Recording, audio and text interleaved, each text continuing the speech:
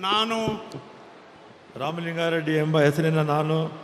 ಕಾನೂನಿನ ಮೂಲಕ ಸ್ಥಾಪಿತವಾದ ಭಾರತದ ಸಂವಿಧಾನದ ವಿಷಯದಲ್ಲಿ ನಿಜವಾದ ಶ್ರದ್ಧೆ ಮತ್ತು ನಿಷ್ಠೆಯನ್ನು ಹೊಂದಿರುತ್ತೇನೆಂದು ನಾನು ಭಾರತದ ಸಾರ್ವಭೌಮತ್ವವನ್ನು ಮತ್ತು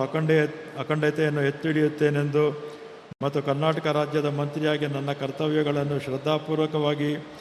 ಮತ್ತು ಅಂತಃಕರಣಪೂರ್ವಕವಾಗಿ ನಿರ್ವಹಿಸುತ್ತೇನೆಂದು ಭಯ ಅಥವಾ ಪಕ್ಷಪಾತವಿಲ್ಲದೆ ರಾಗದ್ವೇಷವಿಲ್ಲದೆ ಎಲ್ಲ ಬಗೆಯ ಜನರಿಗೆ ಸಂವಿಧಾನಕ್ಕೆ ಮತ್ತು ಕಾನೂನಿಗೆ ಅನುಗುಣವಾಗಿ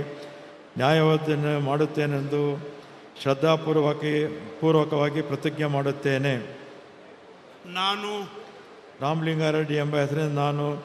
ಕರ್ನಾಟಕ ರಾಜ್ಯದ ಮಂತ್ರಿಯಾಗಿ ನನ್ನ ಪರ್ಯಾಲೋಚನೆಗೆ ತರಲಾಗುವ